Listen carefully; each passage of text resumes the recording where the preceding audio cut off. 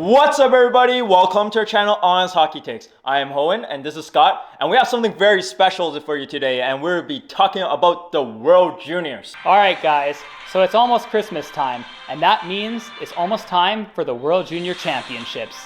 Every year I look forward to this event because we get to see some of the best and brightest hockey players under the age of 20 in the world, from all different types of countries.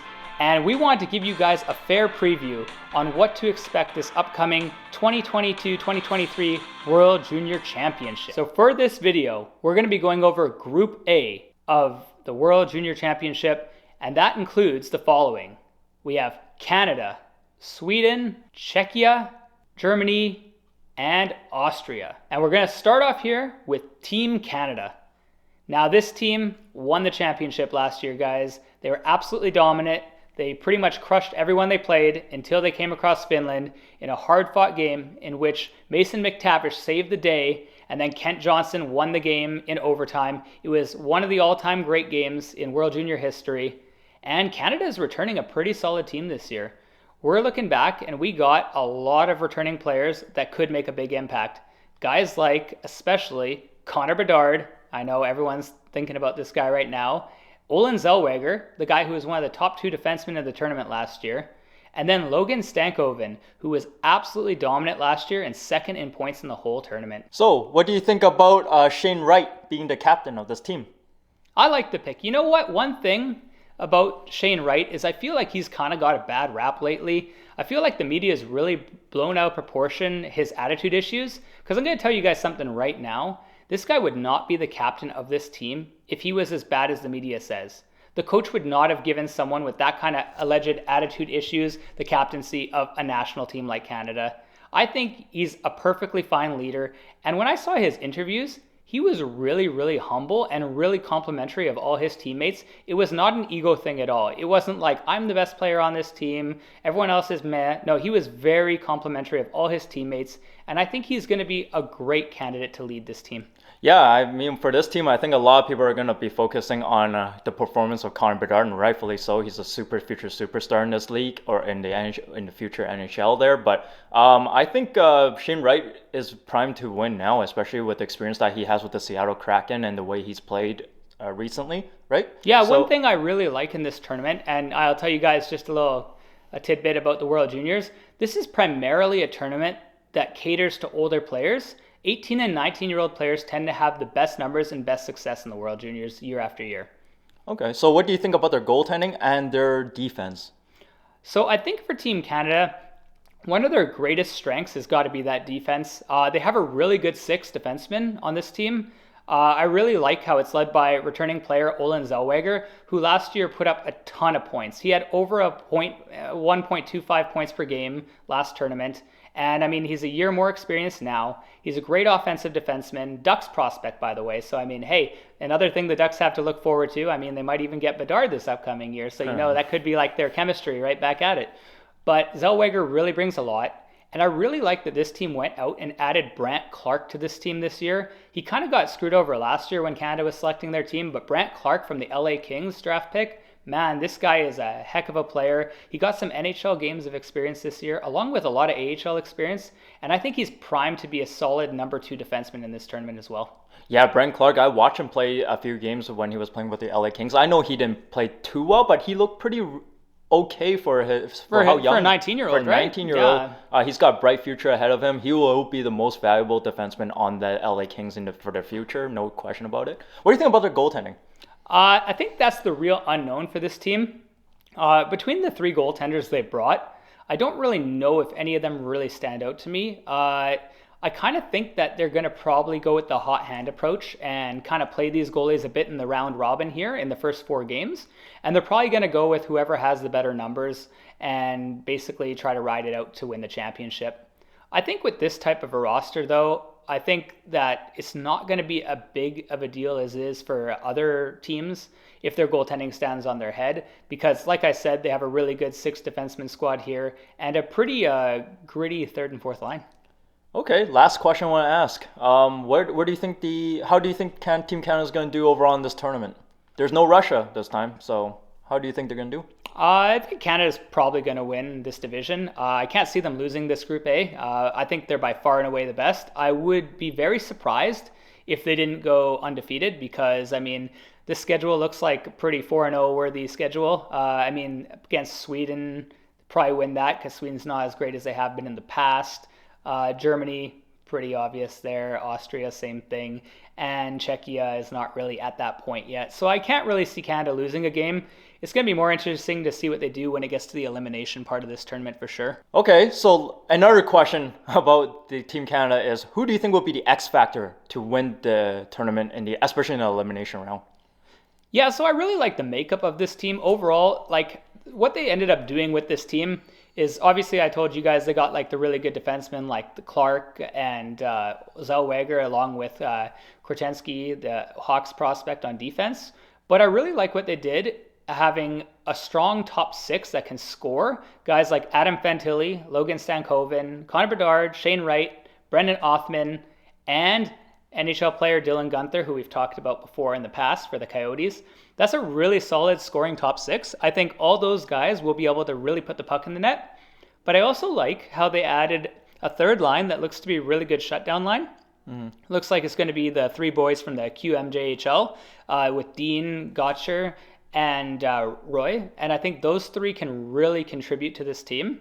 And I think what separates them from a lot of the other teams in this tournament right now, and especially in Group A, is that their makeup is just very solid all around. They're built like almost an NHL team with like a grinder line, two scoring lines, and a shutdown line. And I think that's going to really help them in the long term. Yeah, I'm really excited to see that Arizona player, Guenther. Yeah, he was really good for the Coyotes this year. He has a lot of NHL experience. And like I said, the guys with the experience really tend to crush this tournament. All right, the second team we have in this Group A is going to be Sweden. Now, Sweden has had an astronomical amount of success in this tournament, especially in the group stage. They almost always win what it seems like almost every game. I think they went like 50 wins in a row or something before last year. Like, it's incredible how well they do.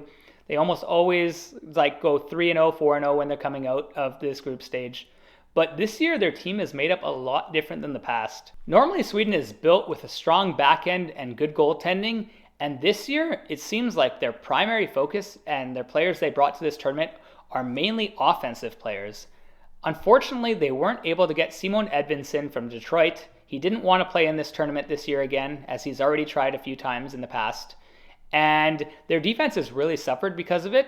They don't really have a lot of big names. Their biggest defensive name right now is going to be Elias Pettersson. No, not that Elias Pettersson. The defenseman Elias Pettersson. You sure? Yeah. Also, ironically enough, also drafted by the Vancouver Canucks in the third round. They can't have enough. One Elias Pettersson is not enough for them. Yeah, so they need another not. one. Maybe they need another one after this. Jeez, it's maybe a goalie. What are the odds they have the same first and last name right? And they're both in the NHL? That's pretty bad. But yeah, that's pretty much their like premier defenseman right now. Sweden's going to be relying on some younger kids in this tournament, especially on defense. One of their most offensive defensemen is actually a 17-year-old, so we'll be interested to see how he plays. But other than that, like this team is really hoping to just outscore teams. Their top two offensive lines are loaded. Is Wallstedt playing in this tournament? No, Wallstedt is also not returning. Like this team has got a very new look for a team. Not a lot of returning players. Pretty much for returning players, they got Fabian Lysell, who was a Boston Bruins draft pick in the first round a couple years ago. And they also got Isaac Rosen, a Buffalo Sabres pick, who also has participated in this tournament as well. Why do you think Sweden didn't want all these players back from the previous roster? So a lot of these players actually willingly chose to not play. Like Edvinsson was invited to play, but he chose to work on his game in the AHL before coming back to the tournament. It was more important to him at this point in his career. Yeah, that makes sense. And a couple of the other guys, they've aged out. We lost like Raymond and Holtz. They're too old for the tournament now, so that's a big part of Sweden's core. So they're going to really be relying especially on the 18-year-olds that they had that were all first-round draft picks last year, especially Noah Östlund, Jonathan Ledermäki, and Liam Olgren. Liam Ogren was a Minnesota Wild first rounder. Noah Östlund was a Buffalo Sabres first rounder last year. and Jonathan Lehtomäki was a Vancouver Canucks prospect last year. And they all actually happen to play for the same Swedish club. So they have built-in chemistry before this tournament's even started, and they really know each other well. Okay, so how far do you think Sweden's going to do, or how well do you think they're going to do in this tournament? I think for this group, when we're talking about Group A, I still think they're the second best team in Group A. I don't think it's by a huge margin like it would have been in the past. I think it's definitely got a lot closer with some of the other teams like the Czechia, who had a really good finish last year, finishing top 4. But Sweden still got the offensive firepower. Like I said, they got those returning players like Fabian Lysell, Isaac Rosen, and that top line from that one team, Djurgården. Like, this team is pretty equipped to score goals. And they also have an X factor in Leo Carlsson, who's expected to go top 5 this year in the upcoming NHL entry draft.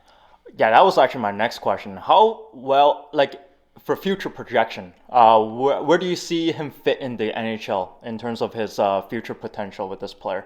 I feel like we're going to get to see a lot in this tournament. I don't know how they're going to use him. He is a bigger body centerman, which is really exciting, especially for NHL clubs. But watching Leo Carlsson, along with some of the other young guys in this tournament, like Bedard and all these other players, Fantilli, coming up into the NHL in this next year's entry draft, this is a good test to really stand out.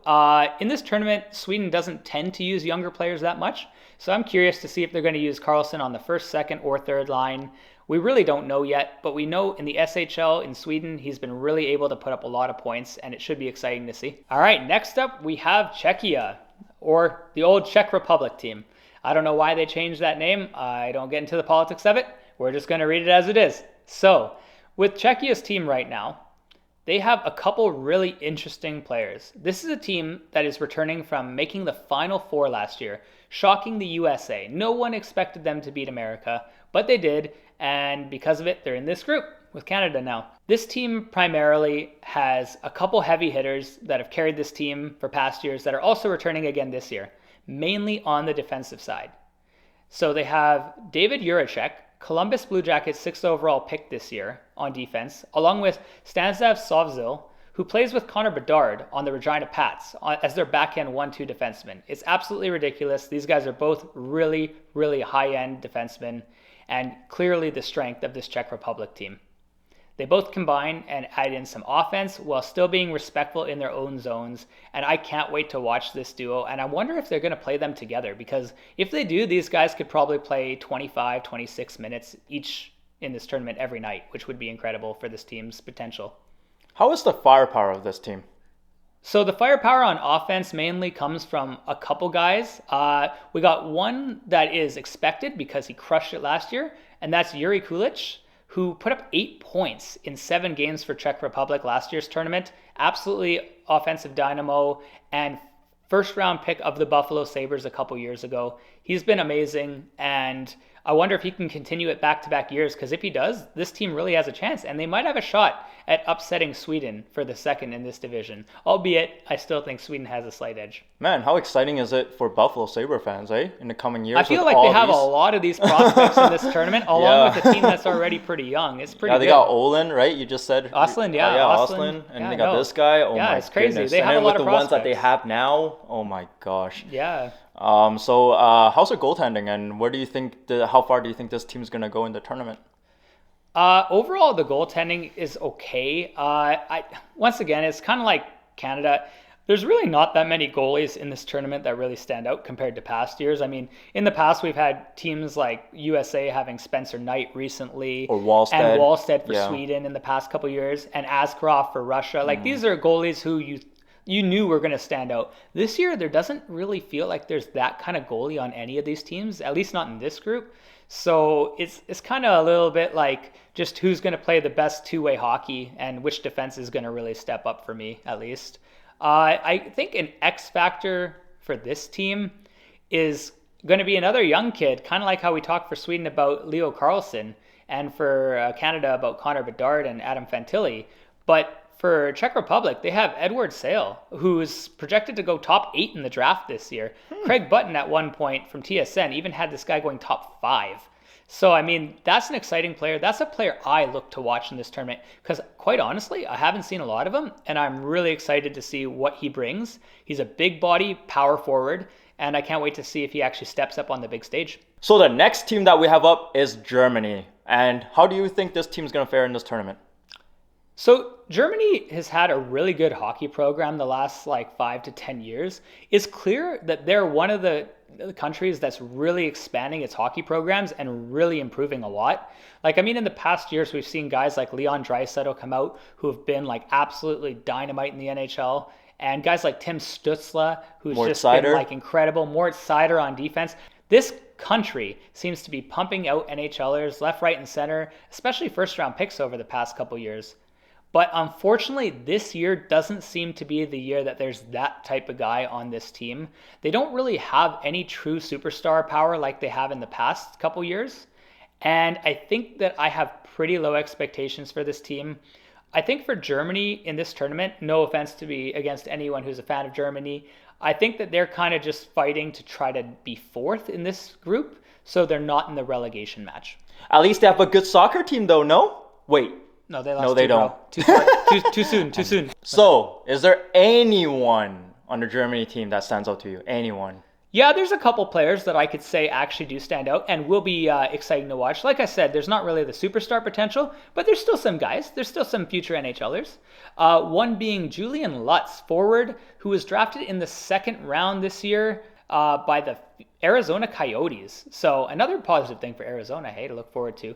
But Julian Lutz has shown in the Dell, which is the top German league, that he can really put up points. And he's kind of that X factor for this team that doesn't really have a lot of experience and a lot of like NHL talent. And another guy I'd like to bring up as well is Hakeem Hanolt, who is a Washington Capitals draft pick. Not as high as our other boy Lutz here, but Hanolt is still potential future NHL, AHL player. He's still going to have that experience, and he's over 18. So, I mean, in this tournament, that's usually a good thing.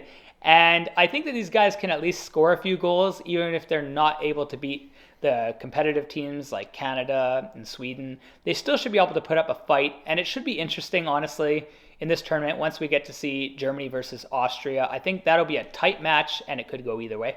All right, now the final team in this pool will be Austria. What do you think about? How do you think this team is going to do? Yeah, so unfortunately for Austria, it's kind of like Germany. They don't really have the superstardom they have in the past. A couple years ago, they had a guy named Marco Rossi, who was a dynamic player and really added to their team. Unfortunately, he's too old for this tournament now.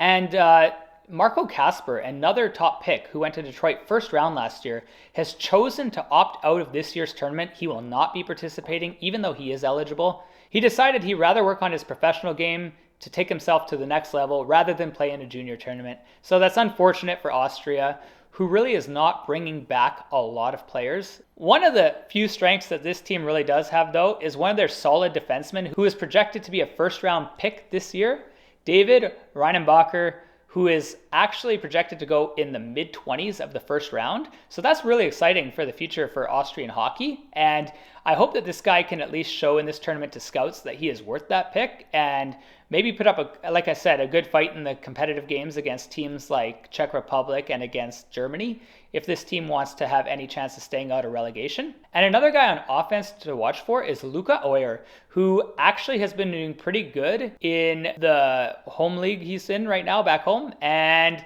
he's probably not going to light the world up right now. He had 1 point in the World Juniors that was canceled a couple years ago before COVID hit.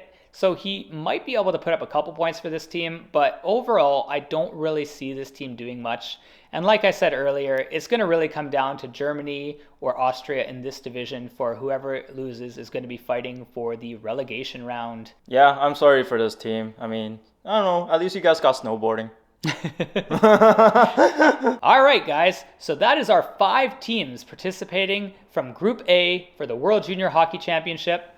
Just to sum it up, the order I got predicted for this is going to be Canada first, Sweden second, Czech Republic third, Germany at fourth, and Austria at fifth. So yeah, that is all we have for this video for Group A of the World Juniors Tournament. Stay tuned on this channel for Group B, which will be coming out very, very shortly. But until next time, we'll see you guys in the next video. Take care. Bye.